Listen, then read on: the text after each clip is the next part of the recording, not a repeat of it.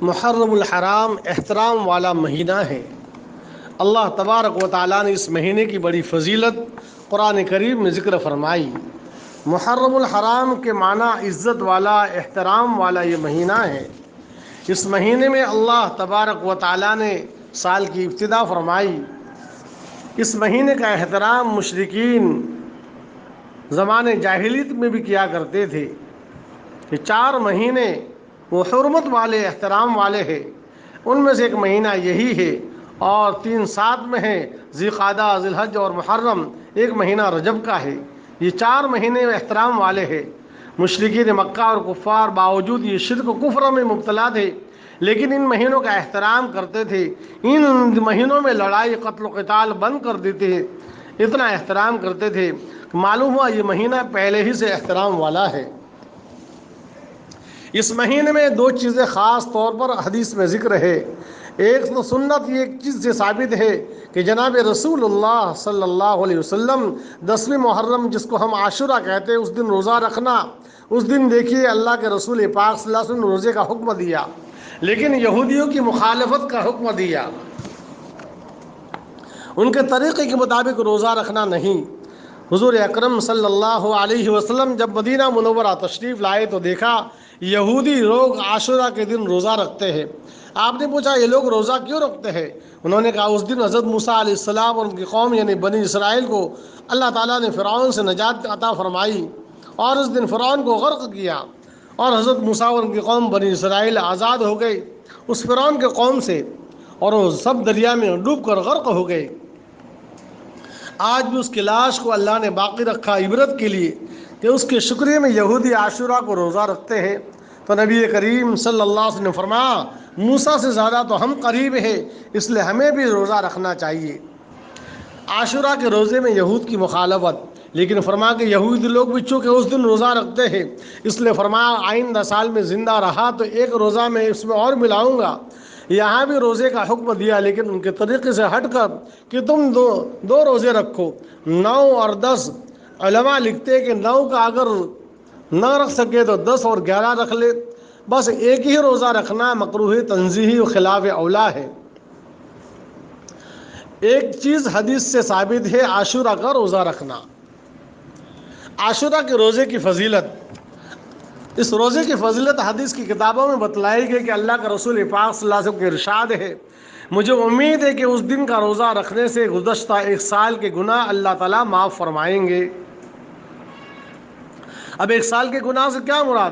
چھوٹے چھوٹے صغیرہ گناہ معاف ہوتے ہوں گے، بڑے گناہ ہیں وہ بغیر توبہ کے معاف نہیں ہوتے، اس کے لیے توبہ کرنا، ان پر ندامت کرنا اور آئندہ گناہ نہ کرنے کا پختہ ارادہ کرنا کہ سال شروع ہو رہا ہے، اللہ سے توبہ استغفار کرے اور معافی مانگے کہ آئندہ کے لیے یہ گناہ نہیں کروں گا، اور ہر قسم کے گناہوں سے توبہ کرے تو اللہ تعالیٰ گناہوں کو معاف کر دیتے ہیں۔ عاشورہ کے دن اہل و عیال پر رزق میں وسعت کرو۔ دوسری چیز، اس دن میں اہل و عیال پر عام دنوں کے مقابلے میں کچھ کھانے پینے میں زیادہ وسعت کرنا، کچھ زیادہ کھلانے پلانے کا اہتمام کرنا، لیکن یہ بھی اس لیے نہیں کہ زیادہ کھلانے پلانے کی کوئی عبادت کہا گیا حدیث میں، بلکہ اس کی وجہ بتلائی کہ جو ایسا کرے گا اللہ اس کی روزی میں سال بھر میں وسیع فرمائیں گے۔ من وسع علی نفقۃ نفسہ واہلہ یوم عاشورہ وسع اللہ تعالی علی سائر سنتہ، کنز العمال۔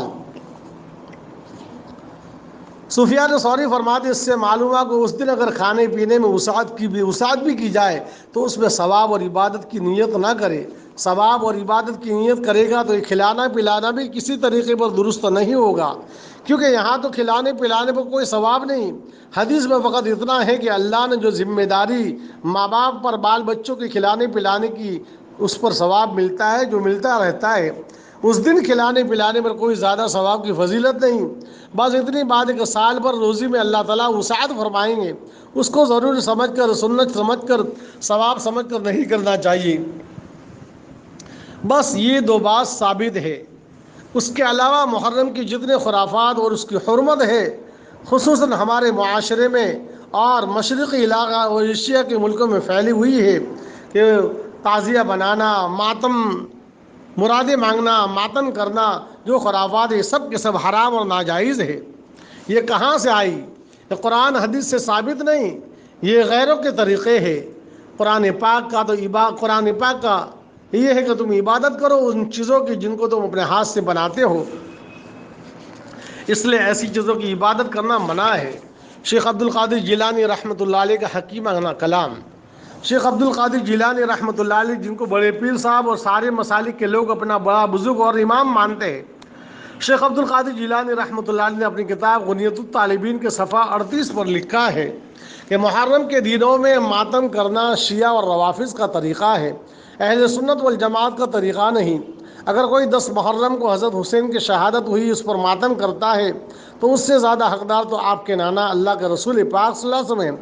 آپ کی وفات کی جو پیر کے دن ہوئی ربیع الاول میں، پیر کے دن 9 یا 12 ربیع الاول، جو بھی اقوال ہے، اس دن کو ماتم منانا جائے، اور حضرت ابو بکر رضی اللہ تعالیٰ اس کے لائق ہے کہ اس دن شوق منایا جائے، لیکن کوئی بھی اللہ کے رسول پاک صلی اللہ علیہ وسلم کی وفات کے دن ماتم نہیں کرتا۔ حضرت حسین رضی اللہ تعالیٰ کے شہادت پر ماتم کیوں کرتے ہیں؟ شیخ عبد القادر جیلانی رحمۃ اللہ علیہ نے ان کے ماننے والوں سے شکایت کی، تم ایسا کیوں کرتے ہو؟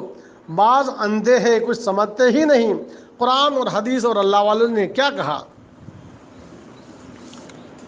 اسی طرح بہت سے لوگوں کے دلوں میں یہ بات ہوتی ہے کہ یہ تعزیہ اور اس میں ساری چیزیں، خاص طور پر علماء دیوبند ان چیزوں سے منع کرتے، ارے اس سے تو قرآن و حدیث سے منع کیا، یہ علماء پاگل تھوڑے ہیں، منع کرتے۔ پہلی بات تو اصل میں قرآن اور حدیث سے ثابت نہیں۔ حضرت مولانا احمد رضا بریلوی صاحب کا فتویٰ، مولانا احمد رضا بریلوی صاحب کا ایک رسالہ ہے، اس کا نام ہی ہے رسالہ محرم اور تعزیہ داری۔ اس کے صفحہ 59 پر حضرت مولانا احمد رضا صاحب نے لکھا ہے تعزیہ بنانا حرام ہے۔